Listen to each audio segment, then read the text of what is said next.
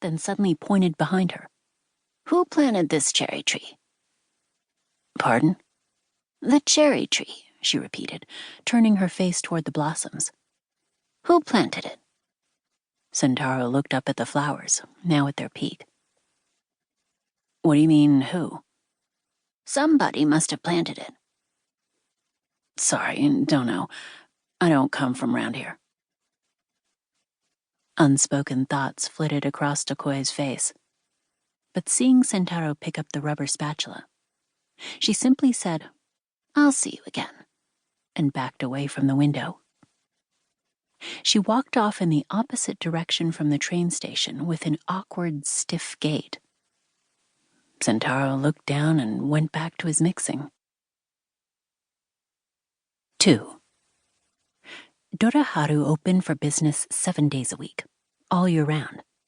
Every morning, come 11 o'clock, Sentaro would raise the shutters for the day.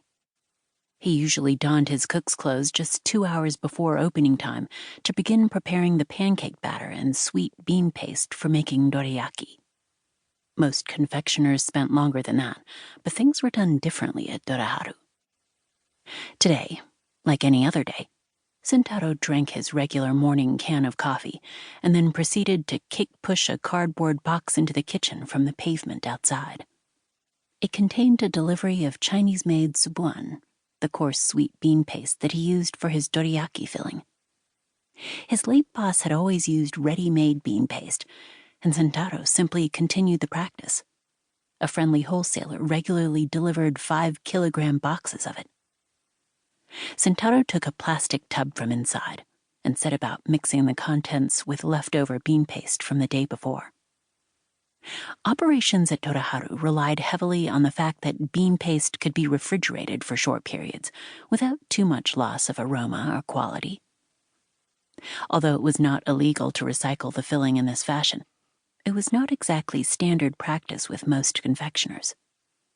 But that's how things were done at Doraharu, a business that did just enough trade to stay afloat.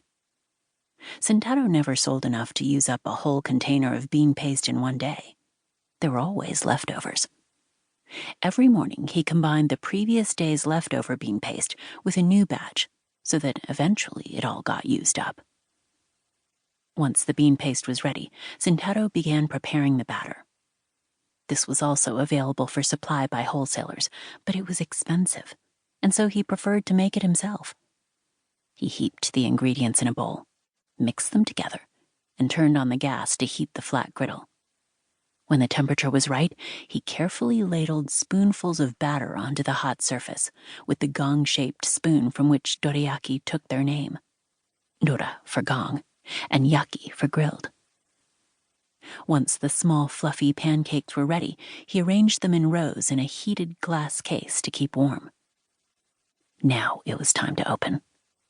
Sentaro sighed as he lifted the shutters from inside, a blank expression on his face.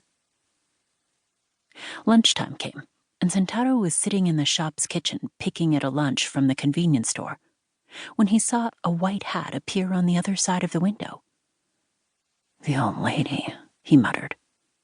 She was smiling at him, and he felt obliged to stand up. Hello again." "Hello." "Can I do something for you?" Tokoe pulled a piece of paper from her handbag. "This is how I write my name." "Huh?" Sentaro glanced at the paper. Her name was written in blue ink, in a distinctive style with every stroke formed by a curling flourish. "Sorry," he said, "but you still can't work here." He pushed the paper back to her. Tokoe went to pick it up with her bent fingers, but then seemed to change her mind and gently withdrew her hand.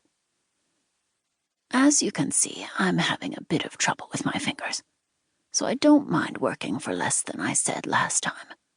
200 yen will do." "For what?" "My hourly pay." "That's not the issue." Sentaro repeated what he'd said before about not being able to hire her. Tokoe's reaction was to simply stare back at him, like last time. Sentaro stepped away from the counter and reached into the warmer To keep listening to this audiobook, I've left you a link in the description so you can do it, at no cost thanks to Audible's 30-day free trial.